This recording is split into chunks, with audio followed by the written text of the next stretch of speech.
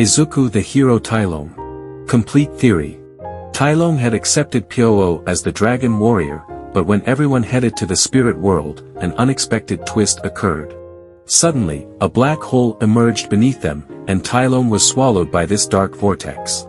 As he was being sucked in, he caught a glimpse of Uguay, the old tortoise, who offered him a serene smile. Uguay moved his lips, trying to send him a message amidst the chaos. Tailong, in a state of confusion, barely managed to decipher the words, "Be the dragon warrior of that world." Those words resonated in his mind just before he was plunged into complete darkness. After months of confusion and disorientation, immersed in a sense of unease, Tailong finally saw a ray of light. With the little strength he had left, he moved towards it and emerged in a completely unknown environment, populated by strange creatures. The first scene his eyes captured was a bright white room, with beings of strange shapes moving around him. But what really surprised him was a man in a white uniform holding him gently, as if he were a small kitten. In the distance, he heard cheerful voices saying, "Congratulations, Mrs. Shimura." Shortly after, a mysterious force lifted him and carried him towards a woman with green hair and tired eyes, but with a radiant smile. "Hello, my beautiful baby," said the woman, her voice brimming with evident love. Tailong, outraged, thought furiously, "Beautiful, me? What is this woman thinking?" As a proud warrior, he rejected being called cute or beautiful. About to express his protest, all he managed to utter was a soft meow. That was humiliating, thought Tailong, as the woman holding him shouted excitedly, "Kawaii." Later, while the nurses talked with the mother about the newborn and his feline characteristics, Izuku began to assimilate his new reality. He had lost his usual fur but still retained a tail and feline ears that his new mother caressed tenderly. But the most shocking thing was that he had become a baby. "Purr," he purred, unable to contain himself. His mother was stroking his feline ears, and it felt really good. That purr made both the nurses and his mother exclaim in unison, "How kawaii." Although his cheeks turned red with embarrassment, the love in his mother's eyes gave him a comforting calmness. Finally, the day came to leave the hospital. Inko, also known as the heroine Tailong Green, was surrounded by nurses concerned about her using her quirk so soon after childbirth. "Are you sure, heroine Tailong Green? You still need to rest," advised one of the nurses who accompanied the heroine to the hospital exit. "Puff, who do you think I am?" Inko replied with a big smile, extending her hand and proclaiming in a booming voice, "I am the strongest woman. And this cutie will be the strongest man, you'll see." Tailong couldn't help but find the woman's carefree attitude amusing. However, he never expected that, suddenly, the woman would throw him into the air. "Hold on to my back, Izuku," Inko shouted, lifting her son into the air. The nurses, alarmed, exclaimed, "What are you doing? The baby could get hurt." Against all odds, little Izuku managed to stabilize in the air and landed skillfully on his mother's back, holding on firmly with his tiny hands. "Are you crazy, woman?" Tailong tried to scold his mother, but to his own embarrassment, all he could emit was a soft meow. Humiliated, he hid his face in his mother's back. Inko couldn't help but laugh. "Hee, you really are a cutie, Izuku," she said with a smile that radiated the deep love she felt for her son. Then, with a joyful look, she waved goodbye to the nurses, raising 2 fingers in the air. "Goodbye and thank you for taking care of me and my baby." Before the nurses could respond, Inko sped away at an impressive speed, creating a gust of wind in her wake. As she moved away, she could hear the nurses shouting and calling her irresponsible. However, she, convinced of her decision and confident in her son's abilities, ignored the complaints and continued on, with Izuku safe on her back. The sunlight filtered through the clouds, bathing the city in a soft golden glow. Inko, with a smile that shone almost as brightly as the sun itself, looked back at her son, who, despite his confusion, clung to her back with small claws emerging from his hands. "Incredible, isn't it, Izuku?" Inko whispered, her voice filled with infinite love. "The world is so big, and you, my little hero, will explore it all someday." Izuku, or Tailong, was still trying to adjust to the voice of the woman who, as he understood it, was his mother. Although part of his being struggled to reject his new reality, the warmth of his mother and the security of her presence were undeniably comforting. Faced with this new life, he decided to accept it as a way to redeem himself for his past actions. Inko saw how her son rubbed his cheek against her back and purred, showing that he enjoyed being close to his mother. Inko looked lovingly at her little one. "My beautiful baby, you will be stronger than anyone can imagine. I will teach you everything I know and more," she continued, as she soared above the buildings with impressive grace. At that moment, a gust of wind rose, making Izuku cling even tighter. Inko laughed softly and adjusted her flight to make it smoother. "Sorry, Izuku, I still have to get used to flying with a passenger on board," she said, turning her head to look at him with eyes full of tenderness. "Are you okay back there?" Attempting to respond with the dignity of a warrior, Tailong opened his mouth, but again, only a tender meow escaped his lips. A blush covered his feline face as Inko let out another loving laugh. "You're so adorable when you do that," exclaimed Inko, making sure her embrace was secure and warm. "Don't worry, my little warrior, you're safe with me." As they continued flying, Inko spoke of her own adventures and how she had learned to use her quirk to help others. Each word was imbued with a love and passion that not only showcased her strength as a heroine but also as a mother. "One day, Izuku, when you're older, I'll show you how to use your quirk for good. Every day, every challenge, is an opportunity to grow and learn. And no matter what, I will always be here for you, my little hero." Tailong, or Izuku, slowly began to feel content with his new life. As he observed the world from the safety of his mother's back, a sense of adventure began to blossom within him. And, unconsciously, he purred, which made his mother giggle. Perhaps, after all, being called kawaii wasn't so bad. Izuku thought with a smile.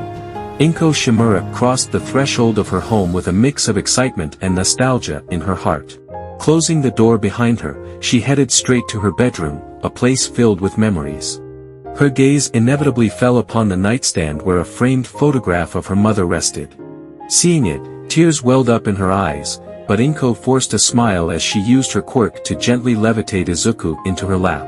The little one, still oblivious to the emotional weight of the moment, settled comfortably in his mother's lap. "Look, mother, this is Izuku, your grandson," Inko whispered, stroking her son's little head. She remembered how she herself had been at 5 years old, when her mother said goodbye for the last time. The image of her mother's reassuring smile before leaving still burned in her memory. Closing her eyes, Inko allowed herself to fully feel the pain of that farewell. Despite her current strength, she felt again like that little and vulnerable girl, unable to stop her mother's fate. Opening her eyes, her gaze hardened as she continued speaking to the portrait. "This little one is quite strong, Oka-san," she said with a tone that conveyed both pride and determination. "If I couldn't defeat AFO," she continued, clenching her fist tightly as she remembered the villain who had taken her mother's life and had escaped from her in a past confrontation using his henchmen. Emotions mingled in her voice, each word charged with a promise not only to her mother but also to herself and her son. "Then I'm sure my baby will, and I will help him. Together, we will rid the world of evil." Inko looked up at the window, where the last rays of sunset gave way to the night. The future was full of challenges, but also hope. With Izuku by her side, she felt that nothing was impossible.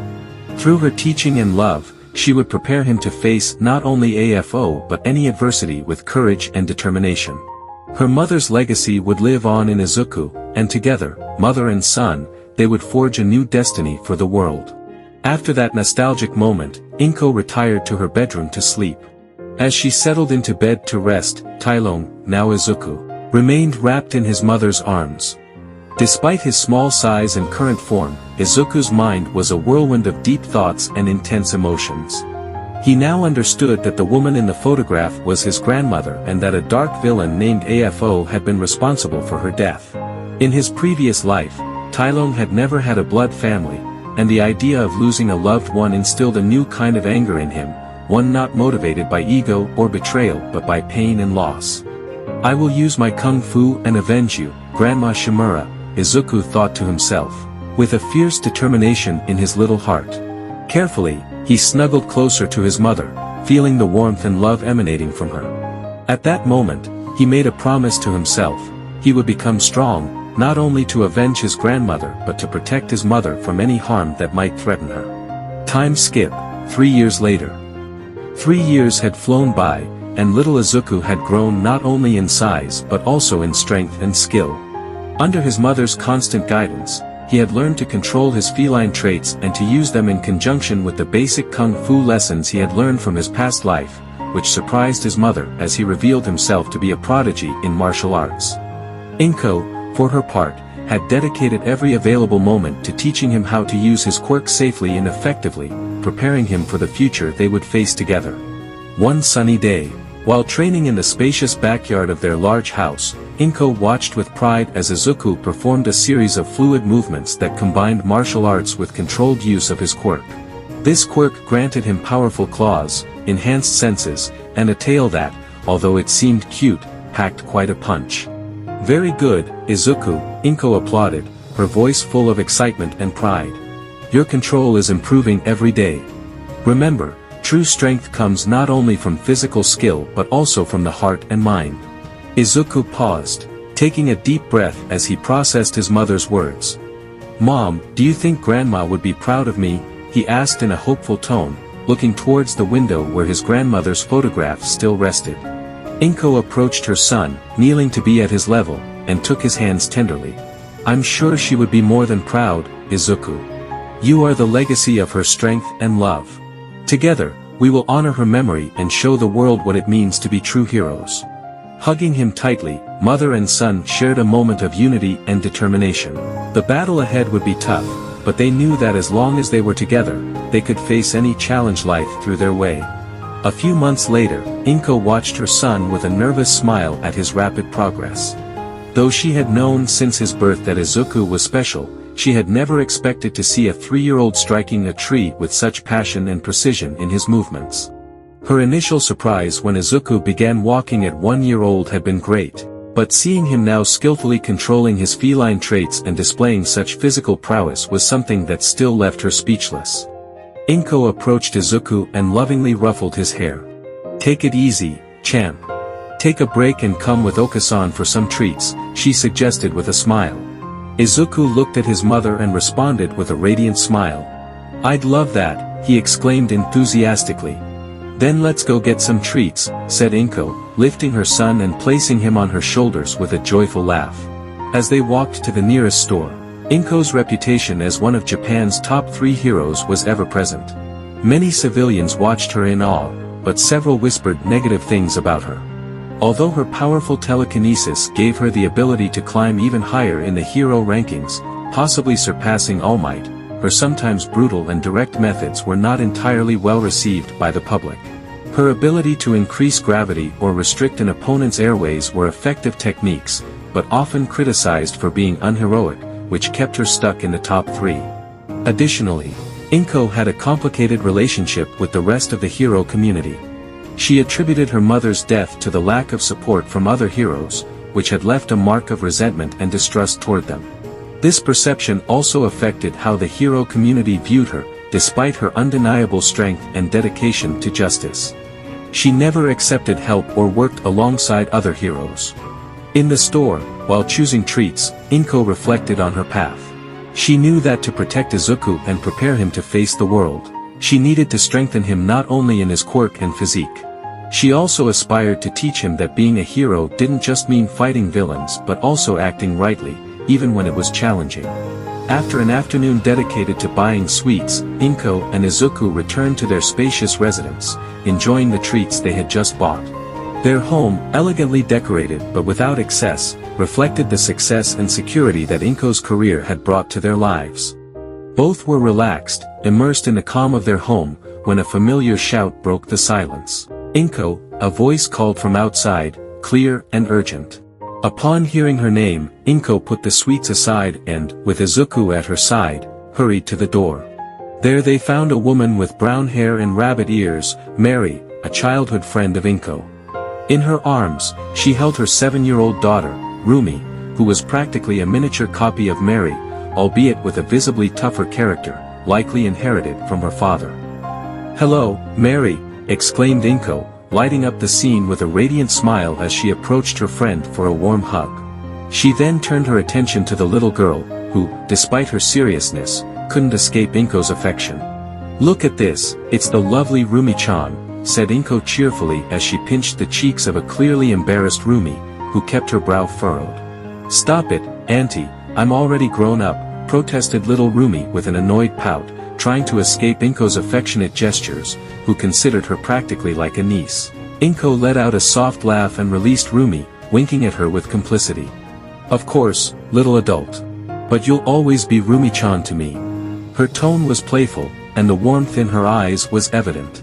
Inko understood how crucial it was to maintain those childhood bonds, especially in a world where the line between good and evil could often be blurred and dangerous.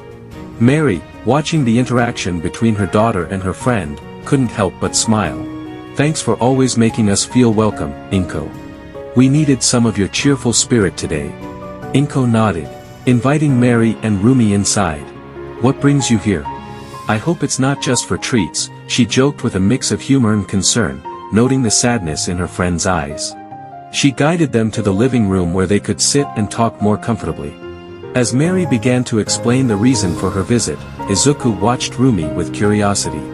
Despite Rumi's defiant posture, with her arms crossed and a frown, there was something in her that reminded him of himself, perhaps a spark of determination and strength. While Inko and Mary settled in a quiet corner of the room, Mary began to share, with contained tears, that her husband had been unfaithful and that they were in the process of divorce. Mary had tears in her eyes. "Why did he do that to me? I loved him so much, and he just cheated on me," she sobbed, as more tears flowed from her eyes. "That idiot didn't think his stupidity would hurt me and also hurt my little Rumi."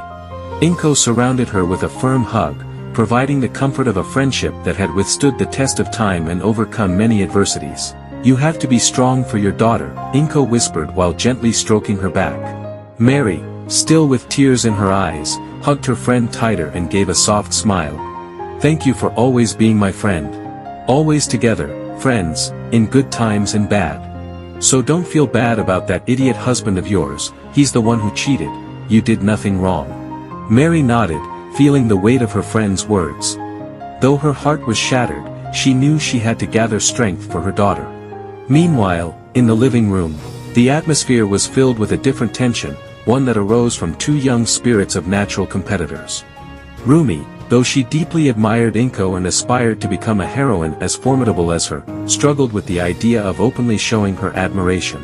She believed that expressing such a sentiment might make her seem weak, a concept that clashed with her fierce independence and desire to be perceived as strong. "Hello, Rumi-chan," said Izuku with vibrant energy, extending a hand in a gesture of friendship that also contained a tacit challenge. Rumi frowned, irritated not only by the diminutive "chan," but also by the strength she perceived in Izuku. Her pride made her resist the idea that someone younger could be on her level or even surpass her. Izuku, noticing her irritation, couldn't resist the temptation to tease his new friend a bit more. With an arrogant smile, he asked, "What's the matter, little bunny, does it bother you how I call you?" His tone was playful, intending to annoy the girl in front of him. With a quick movement, Rumi threw a punch in his direction, which Izuku dodged nimbly, moving his head to the side. "Tsh, if you weren't so short, it would be easier to hit you." Rumi growled, although she couldn't help but smile a little as she saw how nimbly Izuku dodged her blow. Despite his young age, there was something in the way Izuku handled the situation that reminded her of herself. Despite feeling a bit annoyed by the comment about his height, Izuku didn't let that spoil the moment. With a mischievous smile, he replied, "Well, maybe being small has its advantages, don't you think? Like dodging blows from big bunnies." His humorous response almost made Rumi smile. For a moment, she forgot her pride and the barriers she had built. Maybe, she thought, it wasn't so bad to have someone like Izuku around, someone who could understand the pressure of expectations and the burning desire to prove oneself and be the best. Maybe, she could even learn something from this shorty, who seemed to be more than just a little kid. Meanwhile, Inko watched the interaction from a distance, feeling relieved and grateful that Izuku had someone around his age to relate to and possibly build a friendship that could teach him about both competition and companionship. Mary, calmer now, could see how her daughter Rumi slowly approached Izuku, a mix of pride and hope illuminating her face. Despite the personal challenges she faced with her divorce, seeing Rumi actively seeking to improve and learn from someone like Izuku reaffirmed her decision to be strong for her daughter.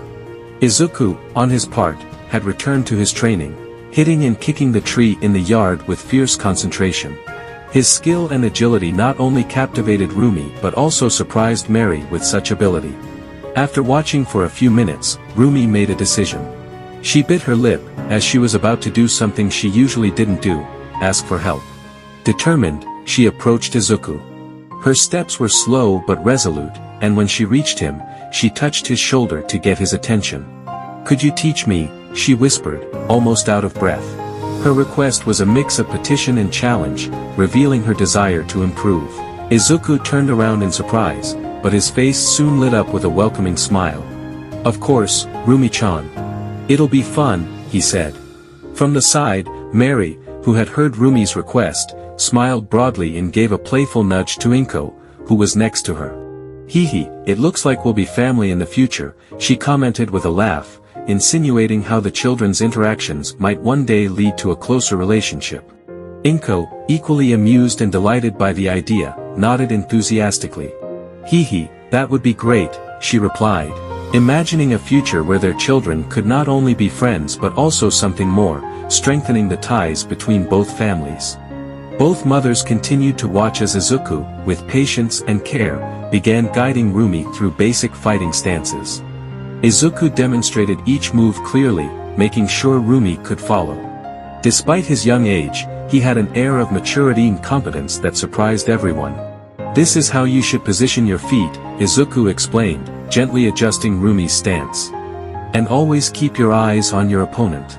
Rumi, focused, followed each instruction, feeling how each movement brought her a little closer to her dream of becoming a strong heroine. Although at first she had hesitated to ask for help, she now felt grateful and motivated by Izuku's willingness to teach her. After showing Rumi a basic fighting stance, Izuku proceeded to guide her in adopting a posture more suited to her body, which would serve as a foundation for her personal style that Rumi would need to develop over time. After establishing the stance for her body, he began to evaluate her physique with precision, adjusting her posture and offering tips on how to maximize her potential according to her unique physical characteristics. "Listen, Rumi, I see a future fighter in you who will focus on these three aspects," Izuku began, raising 3 fingers to emphasize. "First, your speed will be impressive. Although you are young, the muscles in your legs are already well developed," he explained, gently touching Rumi's leg to place it in a comfortable position. "Next is that you will be quite flexible," he continued, noticing how her body moved with great ease. "And finally, you will have phenomenal endurance," he concluded, gently touching her abdomen. With his eyes closed, Izuku could perceive Rumi's internal organs and the beat of her heart, sensing great strength despite her young age. Opening his eyes, he stepped back and turned towards a part of his house. "Follow me to my personal training room," Izuku invited, walking and expecting Rumi to follow. From the side, Mary commented with a teasing smile, "Hee, your son is really bold." Inko, however, shook her head slightly, a proud smile lighting up her face. "Believe me, my dear friend, the last thing on his mind is girls," she replied. "He has great knowledge of body anatomy and based on that, he thought of a training routine. I guess he analyzed Rumi's body and saw her potential." Rumi, for her part, followed Izuku. Although her steps were clumsy, her face had a deep red blush. Though she felt embarrassed by the physical closeness and detailed attention, she also felt intrigued and motivated by the prospect of learning more about how to control and improve her body to become a strong heroine. The mothers continued to watch from a distance, Inko's heart filled with pride and hope. It was evident that both Izuku and Rumi shared a common path towards heroism, a path that would require discipline, dedication, and, above all, a mutual understanding of their respective strengths and weaknesses. Izuku's personal training room revealed itself as a well-equipped space, with various equipment and artifacts designed for physical training. Izuku began by showing Rumi how to warm up properly, something essential to avoid injuries and improve physical performance. As the children delved into the depths of the training room, Mary and Inko were left alone, sharing a moment of calm. Mary couldn't hide her excitement. She knew her daughter dreamed of being a hero, she wanted to be the greatest hero, and she trusted Izuku completely to help develop her talent. After showing her the physical training room, Izuku became enthusiastic and decided to take Rumi to a special place, the room where he practiced his acrobatics and challenged his own limits. Rumi, always willing to face new challenges, accepted with excitement. Upon entering, they found a room filled with obstacles of various difficulties, some of which seemed quite intimidating at first glance. Rumi, impressed and somewhat nervous, hesitated. Izuku, is this safe? Her voice betrayed a mixture of excitement and concern. With a reassuring smile, Izuku turned to her and replied, "Of course it is, Rumi. Although they may seem dangerous, everything is designed to be safe and challenging. You may get a bruise or two, but nothing here will cause you real harm. I'll guide you through every step, and we won't do anything you're not comfortable with," he explained with a tone full of confidence and calmness. This helped Rumi feel safer and more willing to face the challenge Izuku had prepared. "Well, first we'll do a demonstration," Izuku announced confidently. "Are you sure?" asked Rumi, her voice still reflecting some concern. Izuku smiled challengingly at her. "Are you afraid of a little danger?" he teased, though his intention was to motivate his new friend, before adopting a quadrupedal position similar to that of a stalking feline. With the grace of a cat, he leaped, landing on horizontal wooden bars that undulated and rotated. He jumped from one to another, his body moving with an almost supernatural fluidity. Rumi was captivated by the spectacle and watched as Izuku maneuvered skillfully through the various dangers. The arrows, shot from the walls, seemed more like minor annoyances to him as he deflected them with quick movements of his hand. After overcoming this challenge, Izuku landed on a thin ribbon, maintaining a perfect balance as he dodged giant blades swinging near him from the ceiling.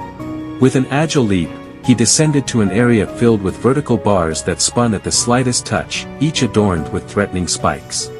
Rumi held her breath, her eyes unable to believe the spectacle. Izuku, with each movement, struck and navigated through the obstacles until, with a bold leap, he crossed through rings of fire, displaying an agility that left Rumi both frightened and impressed.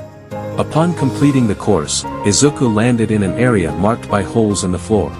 He closed his eyes for a moment, honing his senses, before precisely dodging a pillar of flames that rose from the ground. When he finally grabbed a flag at the end of the course, he turned to Rumi and shouted with contagious enthusiasm, "Hey, what did you think of that?" Rumi, still processing the skills demonstration she had just witnessed, finally found her voice. "That was incredible," she admitted aloud, feeling new and unfamiliar emotions that she decided to set aside for the moment. Izuku, with a triumphant smile, walked back to her. "Your turn, ready to give it a try?" he asked, extending the flag to her as a symbol of challenge and invitation. Rumi swallowed hard, her heart pounding at the idea. Although intimidated, the spark of challenge in her eyes shone with unwavering determination. "Teach me," she finally said, determined to learn and master Izuku's teachings. "I accept," said Izuku, happy to have someone other than his mother to share his passion with. He didn't want to admit it, but he longed for the company of a training partner. Izuku's decision to teach Rumi not only marked a new chapter in his life but also represented a significant moment for him personally. In his previous life, he had never had the opportunity to take on a disciple, and now he would have the chance to pass on his skills, which excited him. As they walked towards the challenging obstacle course, Izuku began to explain in detail the movements Rumi should learn. "The key is in your center of gravity," he said as he demonstrated with his own body, moving with grace through the obstacle course in a way that made the movements seem simpler than they really were.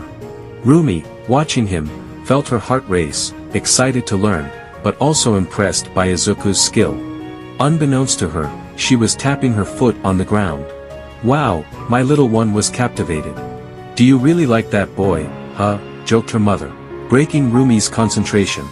Turning around and seeing her mother and aunt's smiling faces, Rumi felt her cheeks flush bright red, and she quickly covered her face with her hands in a gesture of embarrassment.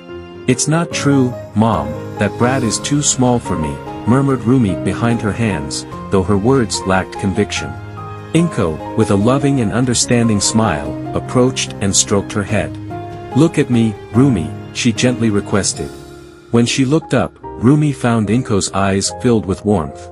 "I give you my blessing to be with my son," she said, causing Rumi's cheeks to turn from red to an even deeper shade. "Arigato," Rumi whispered, almost inaudibly, as she looked away. Rumi had a difficult personality and no friends, and she also received teasing at her school because they said a rabbit quirk would be useless for being a hero. But Izuku, who was clearly strong, didn't hesitate in her and offered to help her. She would remember his gesture and never forget it. This acceptance and support not only reinforced her resolve to surpass herself but also planted the seeds of a deep friendship and possible affection that would grow over time. Time skip, 8 years later. In an almost comedic scene, two women enjoyed the warmth of the sun, sitting comfortably and sipping juice through a straw. They wore their sunglasses as they observed a scene that seemed lifted from an action movie. The difference was that they weren't watching it on a big screen, rather, they were witnessing the spectacle right in front of them. A rumble shook the air. But both women remained unperturbed. They were accustomed to these sounds, more signals of their children's intense training than a real threat.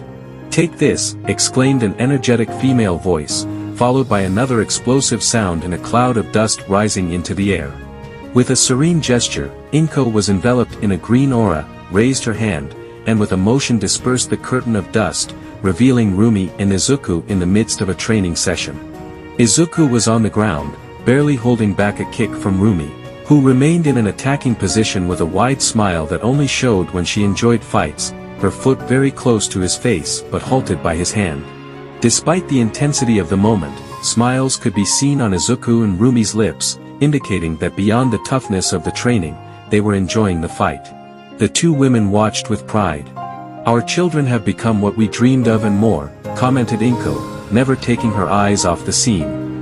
"Yes, and to think it all started with a little joke and some training," replied Mary, remembering the day it all began. Both chuckled softly, pleased not only by their children's growth but also by witnessing how their friendship had grown over time. While they were not yet a couple, both mothers knew that sooner or later they would realize their feelings for each other. In the midst of the bright sunlight, the confrontation between the two young people continued, Rumi demonstrating her extraordinary agility and ability to disappear from sight, a technique she had perfected over the years. Inko and Izuku, with trained eyes, followed each of her movements, impressed but not surprised by her speed as they could still keep her in sight.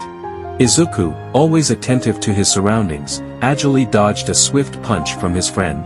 Rumi, not wasting the short distance, leaped and gracefully spun her body, extending her leg in an attempt to connect a kick to her friend's face. Izuku, with reflexes honed by years of training, ducked under the attack and then created distance, putting space between them. The confrontation had been going on for 4 hours now.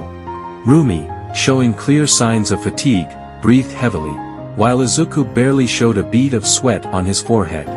Over the years, both had grown considerably in strength and skill. Izuku had shared with Rumi the fighting techniques that best suited her unique style, helping her develop not only muscle but also an arsenal of tactics that would aid Rumi in various situations.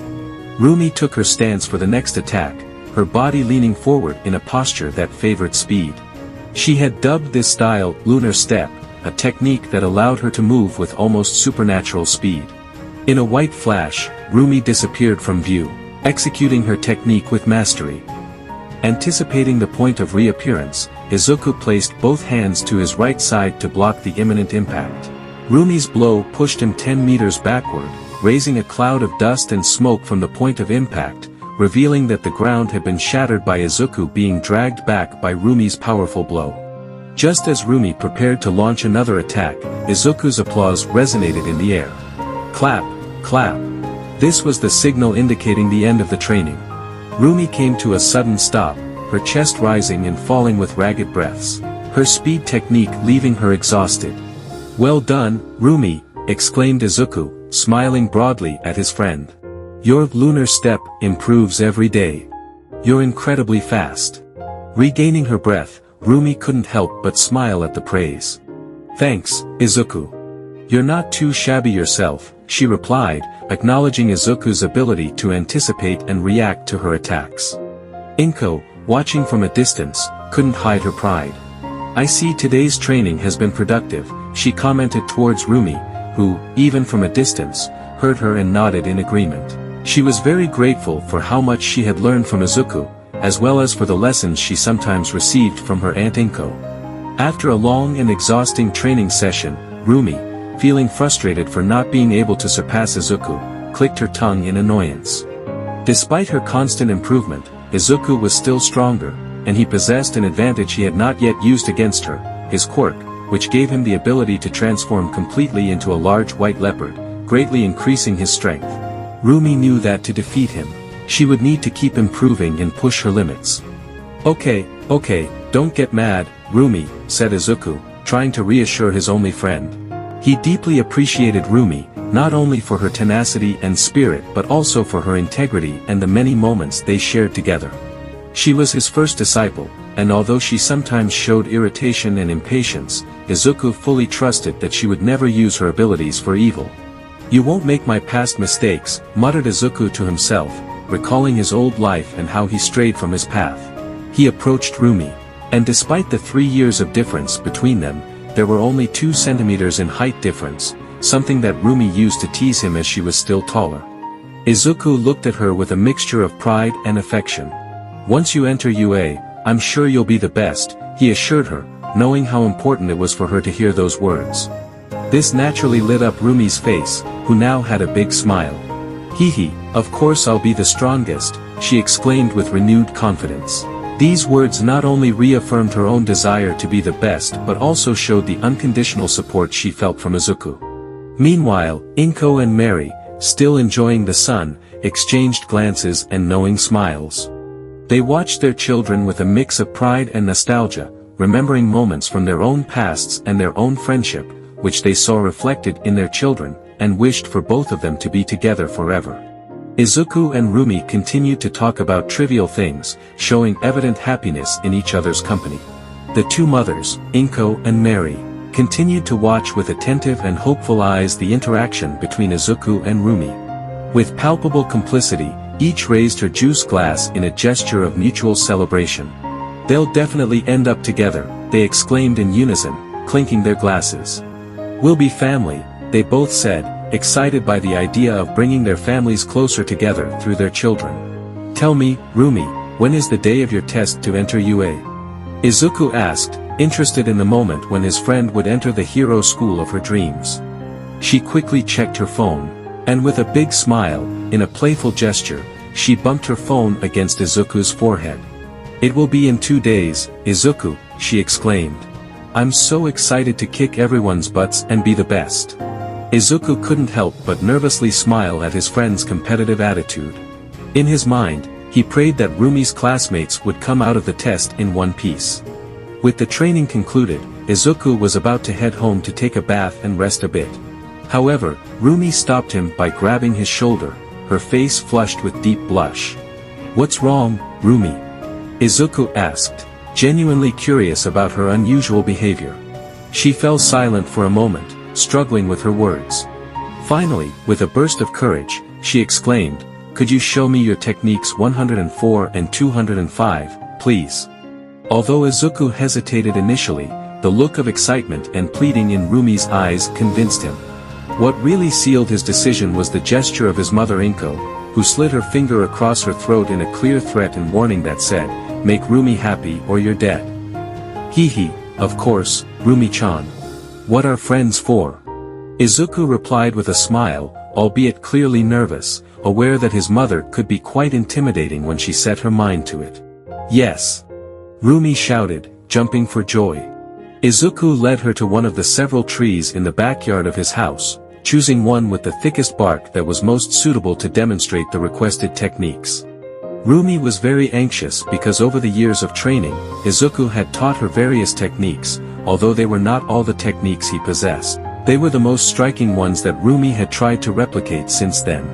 Izuku stood solemnly as Rumi watched anxiously, expectant to see those 2 techniques that seemed otherworldly to her. He positioned one foot in front of the other, keeping his torso straight and his left hand extended towards the tree in front of them. With a solemn gesture, he raised a finger, gently touching the rough bark of the tree.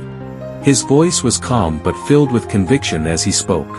Man is weak, but with training, he can reach levels that surpass the impossible, whether he was born with a quirk or without. We humans are capable of achieving the impossible. The finger that had barely touched the tree bark retracted millimeters and then advanced with great speed. Upon contact, a resounding "pum" echoed in the air, and the trunk began to split, leaving a giant hole where Izuku had touched. Technique 104, the finger of death, Izuku whispered. Rumi, with her feet pounding the ground in excitement, watched in amazement. Similar to what a rabbit did. A gesture that was not surprising given that her quirk gave her characteristics of a rabbit. Her face was lit with a big smile, marveling at the incredible technique and excited at the idea of one day being able to replicate it. Without wasting a moment, Izuku approached the half of the tree lying on the ground, grabbed it firmly, and threw it into the sky. Technique 205, he announced as he jumped, reaching an even greater height than the trunk in flight. He began to spin at great speed, creating the effect of a complete circle, and shouted, "Kagaya Axe," before delivering a devastating kick that struck the tip of the trunk, sending it back to the ground. The impact created a crater, and the trunk was completely destroyed. Izuku landed on the ground on all fours and then stood up to look at his disciple, whose excitement was palpable.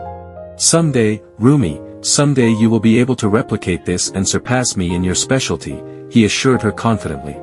Rumi stopped pounding the ground and looked at Izuku with a deep blush. For her, the idea of surpassing Inko when she became a heroine was an ambitious goal, but the idea of surpassing Izuku, a hero in the making, seemed like an almost unattainable dream. And hearing him say that she would surpass him in something was a deeply moving gesture that made her heart race. At that moment, Izuku's words not only gave Rumi a goal to reach but also the confidence to reach new heights, perhaps even beyond what either of them imagined. Rumi calmed her heart, and with determination shining in her eyes, she began to walk away from the place that had witnessed so many crucial training moments with Izuku. However, just before disappearing, she stopped and spun on her heels. Her voice rang clear and firm across the yard. "I will go and be the best in UA," she declared, her smile radiating full confidence in her goal. Later, with a tone filled with emotion, she confessed what she felt for the boy who had supported her and provided the tools necessary to achieve her dreams of being the best. "I love you." Her sincere and direct confession surprised both Inko and Mary, who had been watching from a distance. They were so shocked that they both spat out their juice, astonished, as they had not expected Rumi to take the first step. Aware of the weight of her declarations, Rumi reinforced her resolve with every word she spoke. "When I graduate from UA and prove myself to be a great hero, only then will I know that I am worthy of being by someone as great as you." Her voice, though firm, trembled slightly, revealing the depth of her feelings. She turned again, her face illuminated by a blush that couldn't hide the intensity of her emotions. With a smile that reflected both her dreams and her determination, she added, "And I hope that when I fulfill my dream of being a great hero, you'll accept me." With those words, Rumi definitively walked away, without looking back. She knew she had a clear goal, to become the best and be with the best. To achieve it, she needed to keep training, perfecting her skills, and strengthening both her body and her spirit. After Rumi's unexpected confession, Izuku was paralyzed, his mind overwhelmed by a whirlwind of unexpected emotions. Since he was reborn in this world, he had never contemplated the possibility of falling in love. His life centered on being a kung fu warrior and helping his mother in her fight against AFO. Love wasn't in his plan, however, now his disciple and only friend had revealed her feelings to him. 10 minutes later, Izuku was still motionless in the same place, lost in his thoughts, when he felt a hand on his shoulder. Upon looking up, he met Mary, Rumi's mother, who wore an unusually serious expression. "Do you know that I love you as if you were my son, Izuku-chan, right?" Mary began, her voice firm but filled with affection. Izuku nodded silently, respecting the seriousness of the conversation and letting her continue.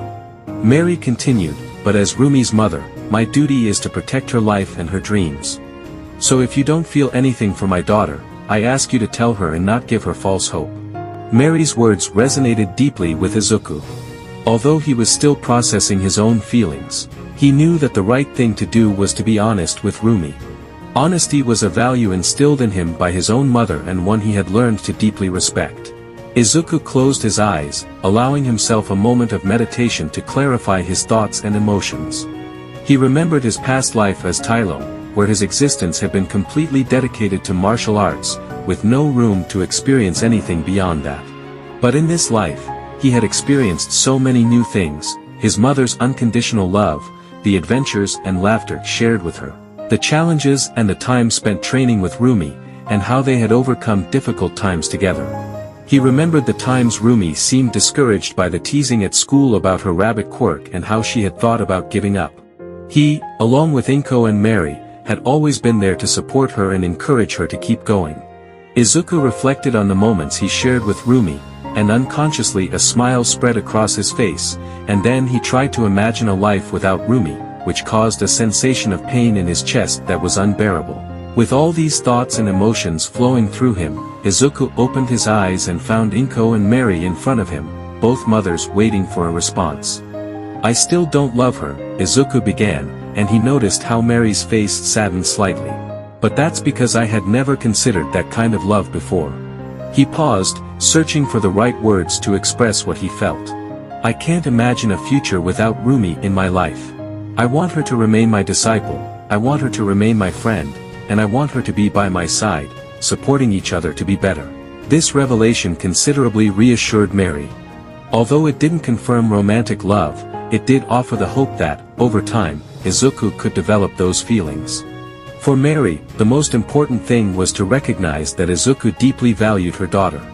Despite Rumi's tough facade, Mary knew that her little one harbored loving feelings for Izuku for a long time, and the sincerity and appreciation he showed for her daughter gave her the assurance that if there was anyone capable of taking care of her princess, it was Izuku. "I still don't know if this is love, but I know that I don't want a life without her, because just thinking about it, something inside me hurts," Izuku concluded, his voice resonating with a sincerity that deeply touched the hearts of the two women in front of him. Mary approached and enveloped Izuku in a warm hug. "Hihi, you really know how to say the right words," she said with a smile. Then, she lowered her gaze to Izuku's eyes and smiled sweetly at him. "I trust that when the time comes, you'll take care of her." "I would give my life if necessary," Izuku responded, without hesitating in his words. The mothers exchanged glances, a mixture of relief and hope shining in their eyes. They knew that the path of love could be complicated and full of uncertainties, especially for someone like Izuku, who had led such a focused and disciplined life. However, the most important thing was that Izuku recognized the essential place that Rumi occupied in his life, and that was enough to cement a promising future. Time skip, 3 years later. 3 years had passed since that day, and Rumi, now known as the heroine Mirko, had established herself as one of the most promising figures of her generation. Her outstanding performance in the previous 2 UA sports festivals, where she had defeated all her opponents with a combination of skill, speed, and cunning tactics, had catapulted her as the strongest within the academy. However, despite her success and the recognition she had gained, Rumi found herself distracted during a class. She was in Hero Class 3A. Her mind constantly wandered to memories of the times shared with Izuku. She sighed. For since the day they parted, she hadn't seen him again. Izuku had decided to isolate himself on an uninhabited island to perfect his skills and master the formidable power he had begun to develop, a power that even he found dangerous without proper control. Rumi often reproached herself for not making more efforts to keep in touch with him. She could have visited him or at least written to him. She clenched her fist in frustration. She remembered that since she entered UA, she had lost all communication with Izuku, as she focused so much on her performance to be the best that she forgot about the person she loved, until she learned of his departure, which caused her profound pain, although she found some comfort in Inko's words, who assured her that Izuku's decision was part of his path to becoming the hero he aspired to be. However, this did not ease the pain and emptiness she felt in his absence. "Baka," she whispered to herself as a solitary tear slid down her cheek, reflecting the sadness of her masters, friends, and beloved's absence. Despite the need to focus on her studies and training, Rumi found it impossible not to miss Izuku's presence, whose influence had been crucial in her development as a heroine. During those 3 years, she had tried to fill the void with intense training and heroic missions, but she knew that something fundamental was missing in her life. That something was her beloved Izuku. She held on to hope that Izuku would return and see the heroine she had become, that he would recognize not only her strength but also accept her feelings. This hope kept her steadfast on her path and drove her to be the best. In a moment of reflection, Rumi decided that, once graduated and if Izuku didn't return by then, she would make a journey to the island where Izuku was. She needed to see him, talk to him, and find out if her love was reciprocated. With this resolution, Mirko refocused on her class, determined to be the best not only for her career but also to match what Izuku might have achieved during his time of isolation. At that moment, the teacher of Class 3A captured everyone's attention. As you all know, this year the sports festival has been moved up and will be held in 2 weeks. Additionally, this year, we will have the presence of a new instructor. With a theatrical gesture, the teacher pointed towards the door. Please, give a warm welcome to the heroine Tailong Green, ranked in the top 2. Inko had focused all these years on being a better heroine, as not only had Izuku grown stronger, but she had also become more powerful herself. The students, surprised by the revelation, erupted in a mixture of exclamations and applause. Some expressed their admiration for the presence of such a high-caliber heroine in their classroom, while others couldn't contain their excitement. Rumi, however, remained silent during the commotion. As the figure of Tailong Green, who was none other than Inko, her aunt and a motherly figure to her, entered the classroom, Inko smiled at her affectionately. Rumi returned the smile. Since she was young, Inko had treated her almost like a daughter, providing her with love and unconditional support. The deep connection between them was evident in the knowing smile they shared.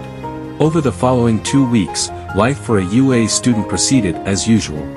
Rumi spent time with her small circle of friends, sharing laughter and engaging in training sessions.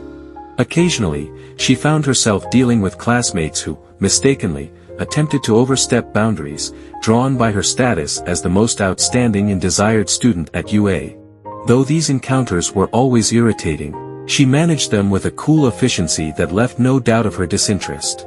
In her heart, there was no room for other suitors, only one person was on her level, but he was far away, training on a deserted island. Thoughts of Izuku filled her with a mix of frustration and longing.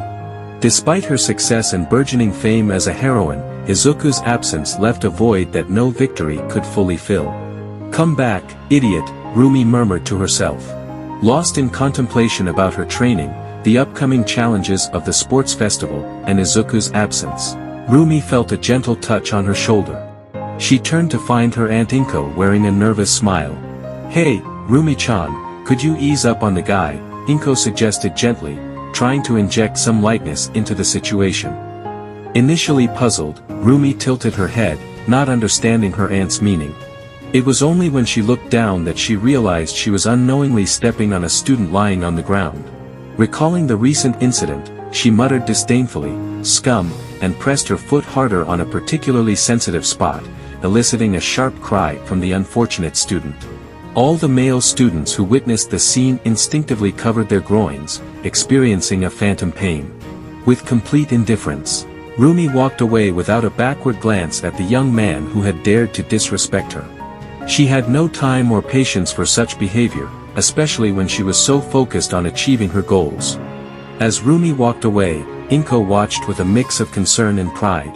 She knew Rumi was strong, not just physically but also in her steadfast refusal to tolerate disrespect. However, as a mentor and maternal figure, Inko hoped Rumi would find ways to manage her emotions without resorting to violence.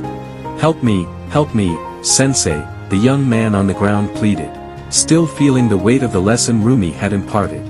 As he sought comfort in his sensei, Inko crouched down with a sweet smile, projecting an aura of calm and kindness. "Of course, I'll help you," she said softly, extending her hand to help him up. However, the situation took an unexpected turn. The young man, still in pain and with comical tears in his eyes, made the mistake of shifting his gaze towards Inko's cleavage. His error did not escape Inko's sharp perception, and her expression instantly transformed from kindness to relentless severity. Without a word, Inko seized him by the hair with a firmness that brooked no resistance and slammed his face into the ground, creating a small crater upon impact. "You should even be grateful my son isn't here," Inko growled, her tone low and threatening. Otherwise, you'd be 10 meters underground. Her warning reverberated throughout the room, underscoring that behind her kind demeanor was the heroine ranked number 2, who would not tolerate any disrespect. After the incident, Inko turned and headed towards her office. Her steps were firm, and the students filling the room parted, many bowing in a gesture of respect, although several had shaky legs due to the lingering anger emanating from Inko, manifested in a green aura around her. Her mere presence enforced order, sending a clear message to all present, reminding them of the importance of maintaining appropriate and respectful behavior, especially in the presence of their new teacher Rumi, who was the most outstanding student at UA. On a remote island, hundreds of kilometers away from Japan, lay a landscape that seemed straight out of a fairy tale, a natural sanctuary teeming with lush fauna and vibrant flora. Deep within the island was an immense waterfall, its waters cascading with tremendous force, creating a thunderous roar that echoed throughout the area. Beneath this waterfall was Izuku, meditating in a lotus position, his body and mind subjected to the constant onslaught of water, showing no signs of pain. Izuku had spent a month in this rigorous training, as it was his final challenge to complete his training. During this time, he had set aside worldly concerns such as pain and hunger, focusing solely on his spiritual and physical development. In the month he had spent meditating with the waterfall beating down on his body, he had achieved something he couldn't in his past life, he had found his inner peace. He accepted that he had made mistakes in his past life, but he also knew that he was no longer just Tailong, he was also Izuku now, he was a son, he was a warrior, and above all, he now possessed something he had never possessed before, the love of his loved ones. Finally, feeling that his meditation had concluded, Izuku slowly opened his eyes. He rose gracefully and effortlessly, as if the weight of the water had been merely a feather. He looked up at the sky, watching as the sun's rays filtered through the treetops, creating patterns of light and shadow on the forest floor. "This place is beautiful, but it's time for me to return home," he murmured to himself, a note of melancholy in his voice as he missed the 3 women who meant everything to him. "Who would have thought it's almost been 3 years since I was here?"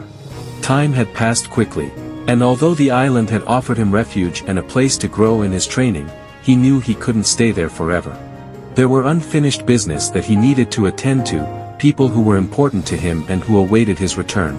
He thought of Rumi, his mother Inko, and Mary, all those who had been part of his journey in his new life.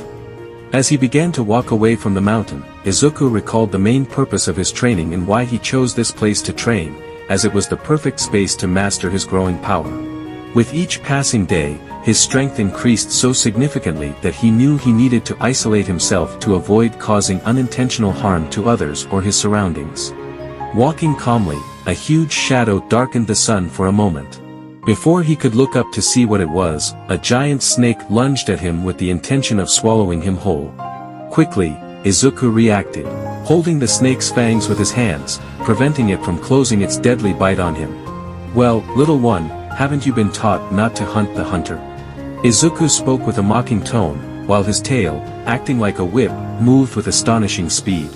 He created a cut through the air, and in a second, the snake's body separated from its head, falling to the ground in 2 lifeless pieces. With a light laugh, Izuku remarked, "Hee, I'm really hungry and too lazy to cook." Deciding to seize the opportunity, he chose to fully transform into his animal form, Tailong. Izuku yelled as he transformed, feeling that it was the perfect name for that form. His body began to change, covered in fur and increasing his height to over 2 meters. This form, named in honor of his past life, allowed him to consume practically anything without suffering any symptoms, in addition to granting him an increase in all his abilities. "Hee, that was great," said Izuku with a big smile. After satisfying his hunger with the raw snake meat, night fell. Izuku headed towards the island's boundaries, where there was a beautiful beach. He lay down on the sand, looking up at the starry sky that stretched infinitely above him. The gentle sound of the waves and the sea breeze created an atmosphere of peace and serenity. "Good night," he murmured softly, as his thoughts drifted to his loved ones, his mother, Mary, and above all, Rumi. "Sleep well, my lovely bunny," Izuku whispered before falling asleep with a smile on his face. A few days had passed, and it was time for the sports festival. The stadium, vibrant with the energy of thousands, reverberated with the applause and cheers of an eager crowd. In the center of this whirlwind of emotion stood Inko Shimura, whose energetic and charismatic voice dominated the space, capturing the attention of all present. The first and second phases of the festival had offered a series of challenges that tested the skill, strategy, and endurance of the students, but now, only the final test remained to declare the winner. "Who's excited?" shouted Inko, her voice projecting with such force that it seemed to electrify the very air. The response was a deafening roar from the crowd, eagerly awaiting the final and to see who would be proclaimed the strongest. As she prepared to introduce the finalists, Inko couldn't help but smile proudly as she thought of her niece Rumi, who had proven to be a formidable competitor throughout the tournament. "We're on to the final battle," she exclaimed, extending an arm towards the arena where the contenders awaited her signal. "On this side," she continued, her voice full of admiration, "we have a student whose future is as bright as the flames she commands. She is Ryuko, the dragon hero, whose power not only devours everything in its path but also promises to eradicate evil." The mention of Ryuko was met with applause and cheers, a testament to her popularity and the spectacle she had provided so far. Turning to the other side of the stadium, Inko pointed to a young woman who defied the typical image of a hero with her rabbit-inspired attire, symbolizing cunning and agility. "And here we have the rabbit-dressed wolf, the strongest and most fearsome. If you anger her, you better pray that Kami comes and saves you. She is the hero Mirko-chan." The mention of the affectionate nickname elicited laughter from the crowd. Mirko, for her part, frowned, clearly annoyed by the comment, but a barely perceptible smile betrayed her facade of irritation. "It's Mirko. Mirko, how many times have I told you, Auntie?" she exaggeratedly shouted towards Inko, showing her frustration with a mix of irritation, although her imperceptible smile showed that she didn't really mind being called that by her aunt. Inko scratched her cheek with a nervous smile. Unable to come up with an excuse, she simply decided to raise her voice to start the main event. "Begin the battle," she yelled, and at that moment, all attention focused on the battlefield, where the competitors were ready to demonstrate their skills. With the rumble of the starting signal, the stadium filled with excitement, and Ryuko and Mirko assumed fighting stances. The anticipation grew palpably as everyone prepared to witness an epic clash between UA's most formidable contenders. Ryuko, with concentration etched on her face, began to summon flames with each exhalation she took, the air around her growing hotter. Mirko, on the other hand, adjusted her stance agilely, her eyes shining with a mix of fierce determination and a burning desire to triumph not only before the audience and her peers but also to prove her worth to someone very special, Izuku. "Take this," exclaimed Ryuko, unleashing a powerful blaze towards Mirko. Mirko's agility shone as she dodged the attack with a nimble move, but Ryuko wasn't finished. In the blink of an eye, her body began to transform, taking on the majestic and fearsome form of a dragon. With an agile movement of her tail, she attempted to crush Mirko, who barely managed to dodge the attack.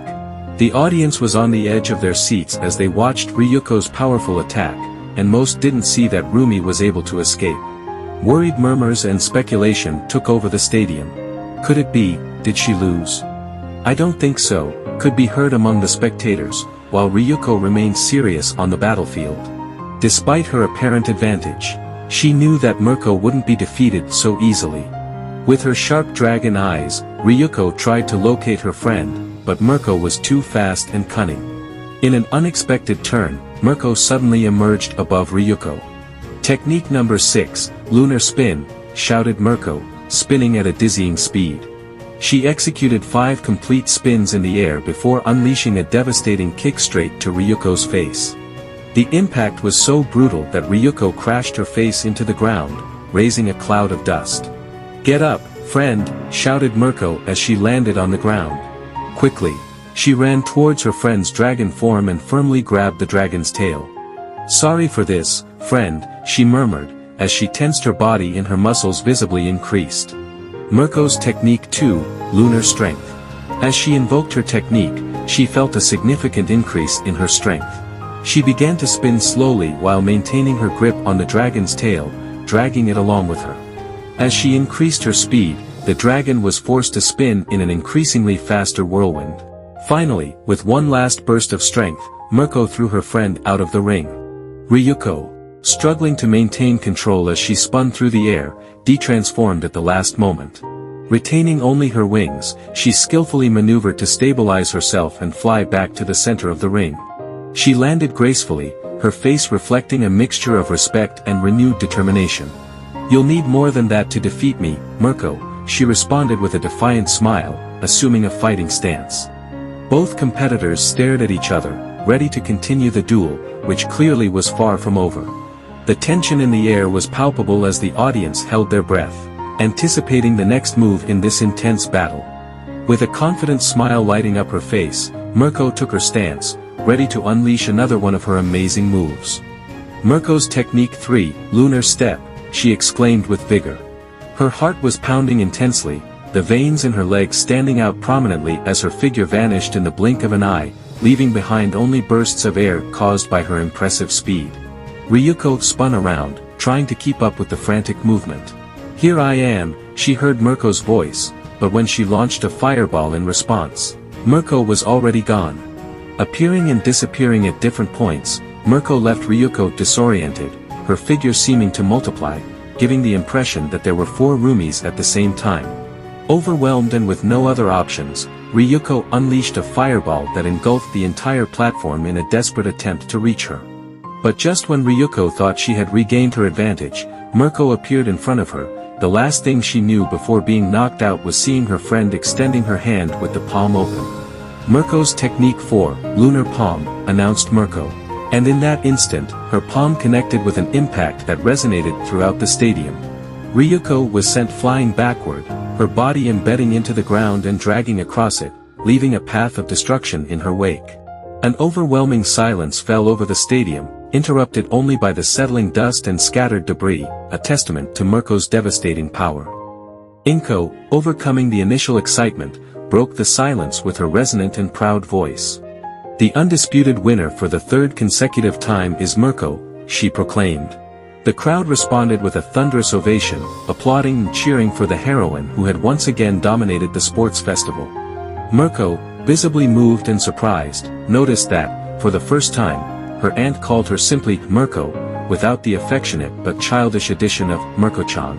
This change, though subtle, meant a lot to her and drew an even wider smile on her face. Inko noticed that Rumi noticed her change when she called her, so she approached her and hugged her with deep affection, similar to that of a mother. "I recognize you and see that you are more than worthy to be with my son," whispered Inko, imbuing her words with profound meaning. These words were the seal of approval that Rumi had deeply longed for years, striving and pushing her limits to be worthy in the eyes of Izuku's mother. Rumi reciprocated the hug with palpable emotion, feeling tears of joy and relief threatening to well up in her eyes. Upon parting, she couldn't contain a shout of jubilation. "I'm the best," she exclaimed, releasing all the accumulated joy and relief. Since Izuku had left, she had asked Inko to let her know when she would be worthy of being Izuku's partner. Although Inko did not consider this recognition necessary, Rumi insisted on it, wanting to make sure that she herself felt deserving of being with the boy she loves. With Inko's confirmation, Rumi felt a great weight lifted off her shoulders. The excitement and anticipation of reuniting with Izuku grew within her, eager to share all her victories and show him how much she had progressed. As the event concluded, with her heart overflowing with new hopes and dreams, Rumi headed towards her mother's house. With each step Rumi took towards her home, the glow of success and recognition shone in her eyes, illuminating her path. The gold medal proudly hanging from her neck was a tangible symbol of her tireless effort and dedication. However, for her, that medal meant much more. It was a sincere testimony of gratitude towards her mother, who had been her pillar and guide throughout her life, and who, by twists of fate, had also introduced her to Izuku.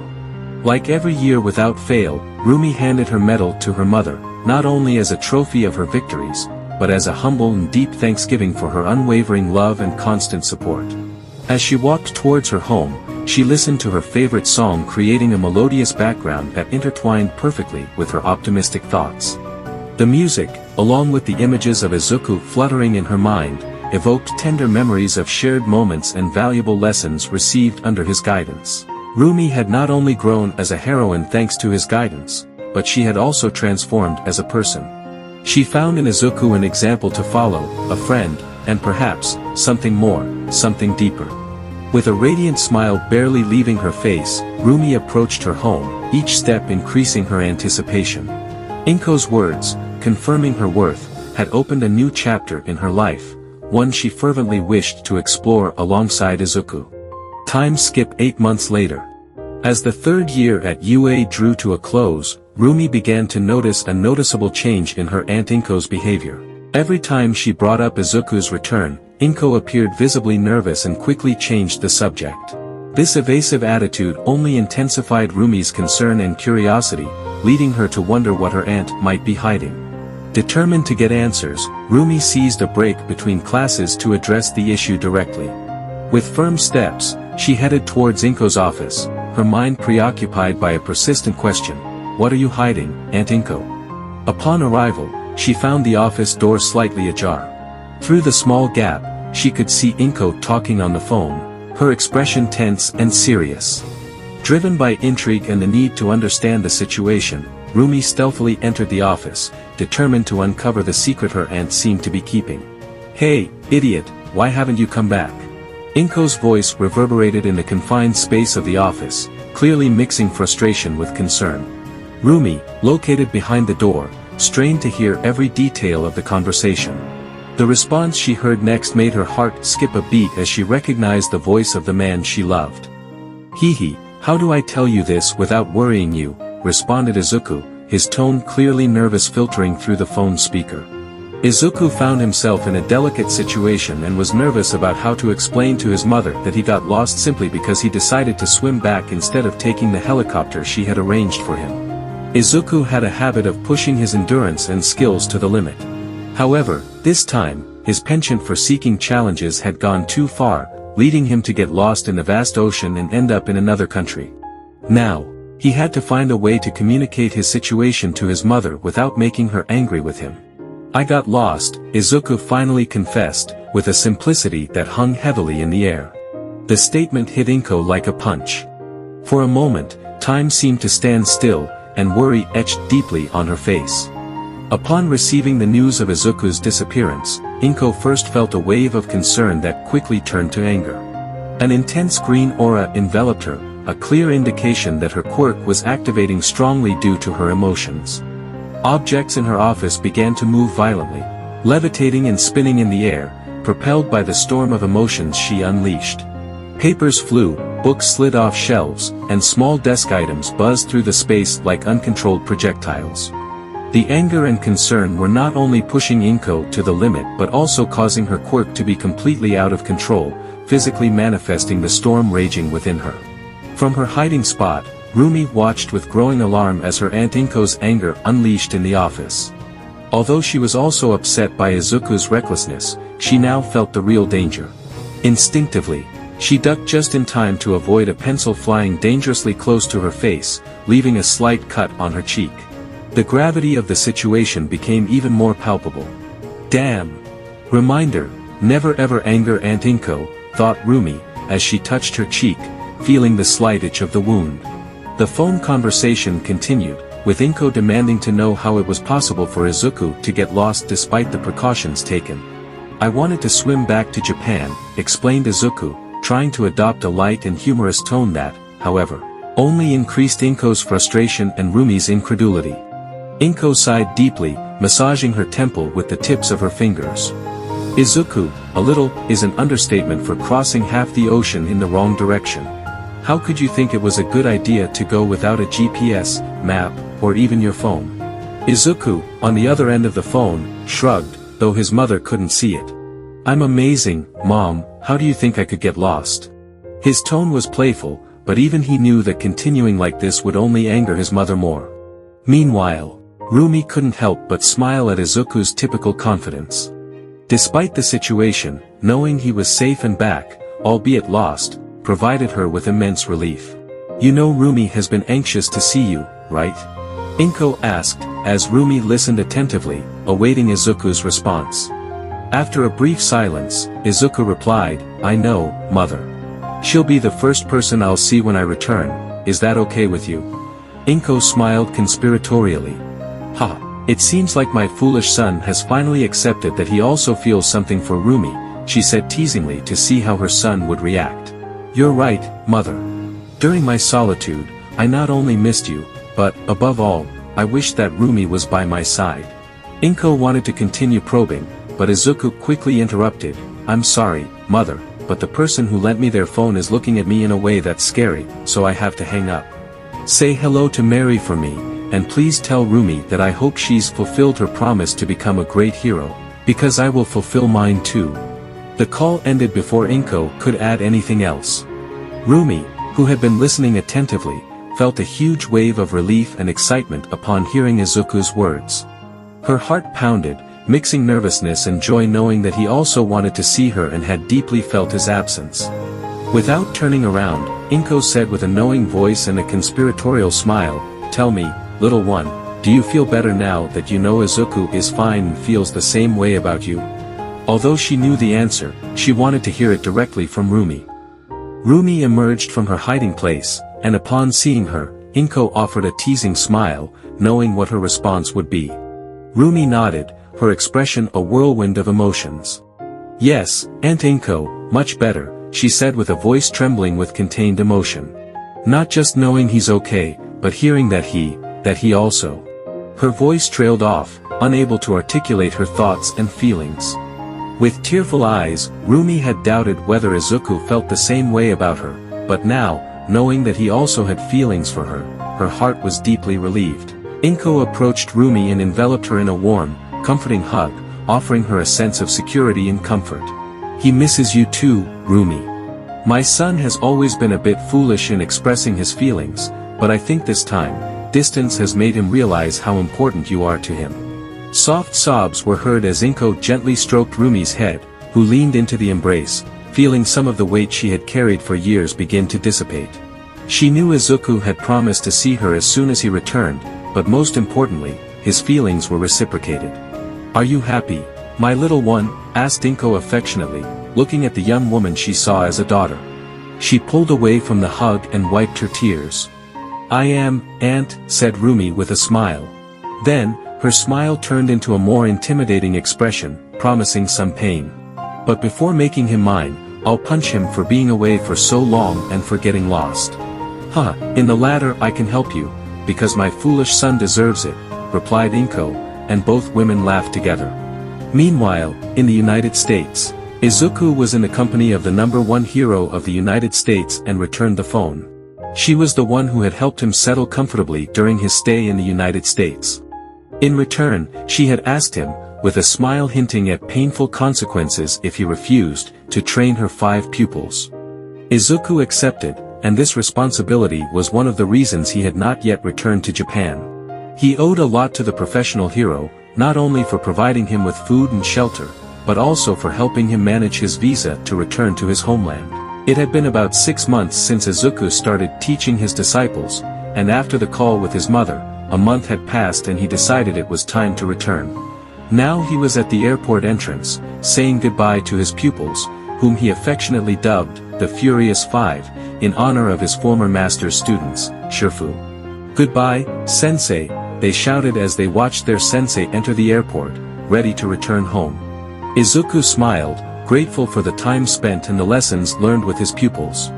With his heart pounding with anticipation and nervousness, he walked towards the boarding gate, ready to reunite with Rumi and her family in Japan. In the bustling atmosphere of the airport, Izuku paused just before crossing into the boarding area. He turned to his pupils and offered them one last wide, genuine smile. Remember, this isn't goodbye, it's see you later, he reminded them with a friendly tone.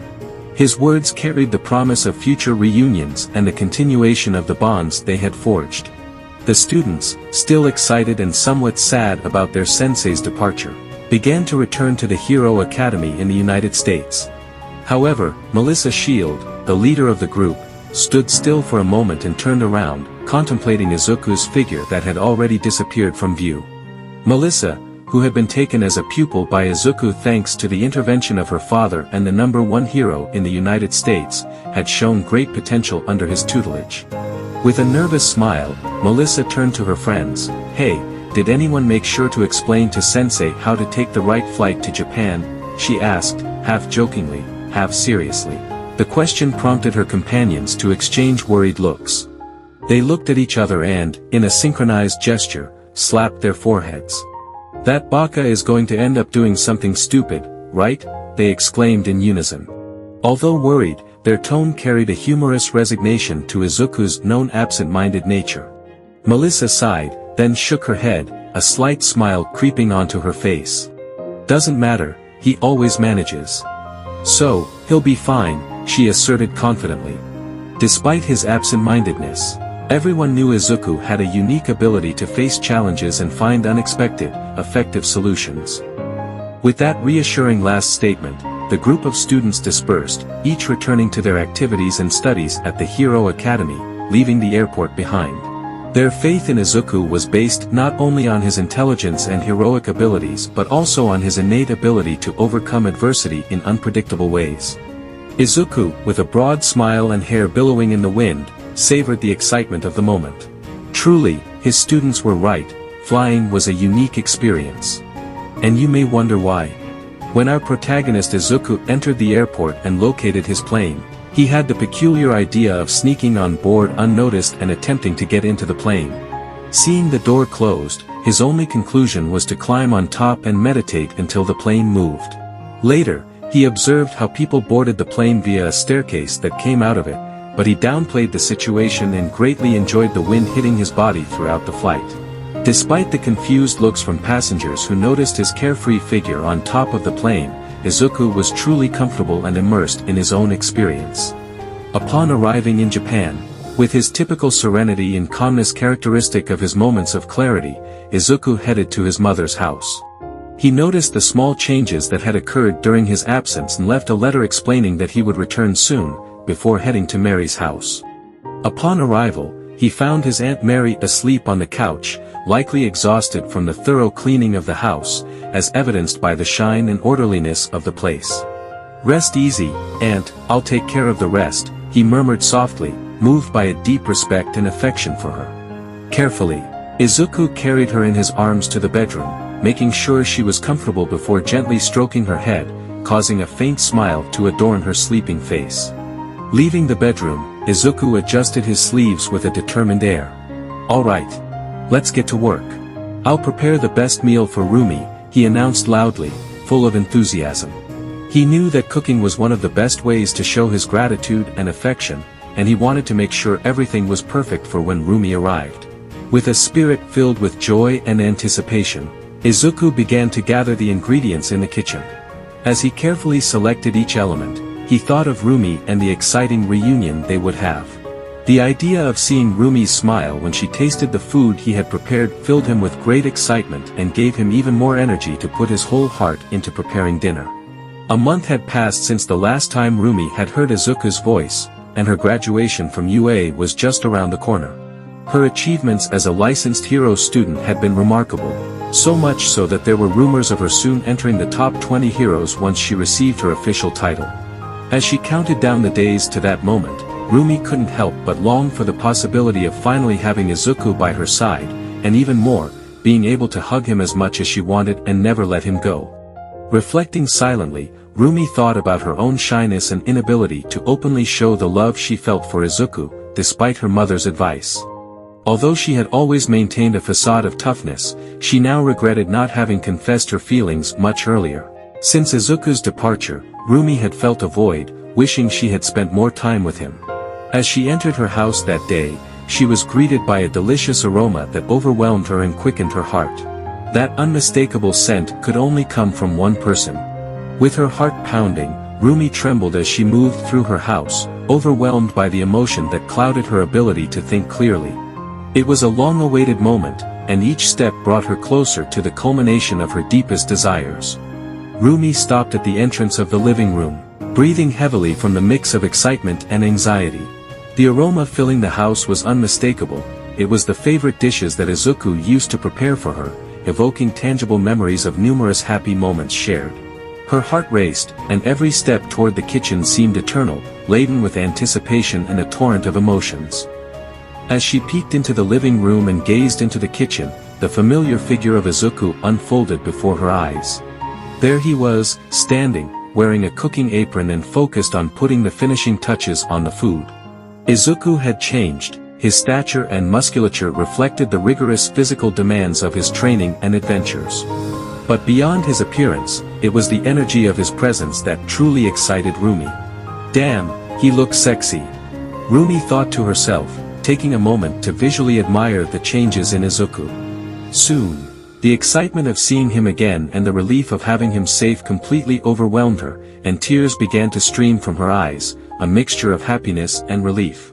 Unable to contain herself any longer, Rumi closed the distance between them with trembling steps, stopping just a few paces from the man she loved.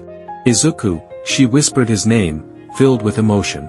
Her eyes were fixed on him, shining not only with tears but also with the love and longing accumulated during his absence.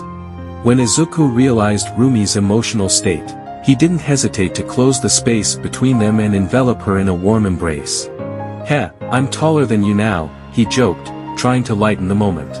Despite his attempt to make her smile, the tears continued to flow down Rumi's cheeks, who seemed unable to articulate words. Izuku felt a pang of pain realizing how his absence had affected Rumi. Gently, he wiped the tears from her face. "I'm sorry, Rumi, it was never my intention to hurt you," he said with a trembling voice, holding her tighter and repeating his apology. Rumi, sensing Izuku's vulnerability, who had always been a pillar of strength, was surprised to see him so affected. She responded with a sweet and reassuring smile. Meeting his gaze, she brought her hands to Izuku's cheeks and drew him closer. In that moment, with a full and determined heart, they sealed their mutual understanding with a kiss. They separated slightly, and she offered him a radiant smile. "Welcome home, darling," she murmured affectionately. "Heh, and I won't leave your side, my lovely bunny," Izuku responded, his smile showing how happy he felt. Suddenly, a flash of light illuminated the scene, pulling Izuku and Rumi out of their intimate moment. Turning around, they saw their mothers, Inko and Mary, both with tears in their eyes but smiling, with their phones in hand capturing and recording this crucial moment. The evidence of their children's union was now immortalized not only in their hearts but also digitally. Realizing that their mothers were capturing the moment with their cameras, Izuku and Rumi couldn't help but burst into laughter. Then, with a kind gesture, they both invited their mothers to join them for a group photo. "Come on, Mom, join us," Rumi said, waving her phone enthusiastically. "How about a group selfie?" Izuku proposed, extending his arm to include everyone in the frame. As they gathered for the photo, Rumi, with a mischievous smile, quickly approached Izuku and planted a kiss on him just as the shutter captured the image. The photo showed them in the midst of a spontaneous kiss, with Izuku looking surprised and flushed. When Inko and Mary saw the photo, they couldn't contain their laughter. "Look at that face, Izuku. You didn't even know what was coming," Mary commented, laughing. Inko nodded, smiling widely. "That photo definitely goes in the family album," she added, looking fondly at the young couple. Izuku, still blushing but smiling, looked at Rumi affectionately. "It seems you always find a way to surprise me," he said, his voice full of affection. Rumi winked at him. "That's just one of the many reasons you love me," she responded playfully. Everyone laughed together, filling the room with joy and love, celebrating the reunion and union not only of Izuku and Rumi but also of two families that had become one. After the celebration and tasting the delicious food, Izuku stepped away from the group and approached the window, his gaze sharpened scanning the horizon. For a moment, he caught a glimpse of movement on top of a nearby building, but the figure disappeared quickly. A serious expression took over his face, which didn't go unnoticed by Rumi, who approached him worried and touched his shoulder. "What's wrong, Izuku? Why that face?" Rumi asked, her voice laden with concern. Izuku softened his expression as he looked at Rumi, but maintained a serious tone. "Someone is watching us," he said gravely. Izuku's words sent a shiver down Rumi's spine. She also looked in the direction Izuku had observed earlier, then her eyes landed on her mother. Of all present, her mother was the only one who didn't have the necessary power to defend herself in case of an attack by villains. Seeing the concern on her face, Izuku hugged her. "Don't worry, darling. Whoever it is, I didn't feel hostility towards us, he tried to reassure her, though his voice still carried a hint of concern. Elsewhere, away from the scene, a hooded figure observed through a sphere projecting 5 images. All of them showed Izuku. However, 4 of the images were crossed out. The figure sighed, aware that his boss wouldn't be pleased if this Izuku also died. End of the story. Coming soon, the continuation. If you're interested in a following part, support this video and subscribe.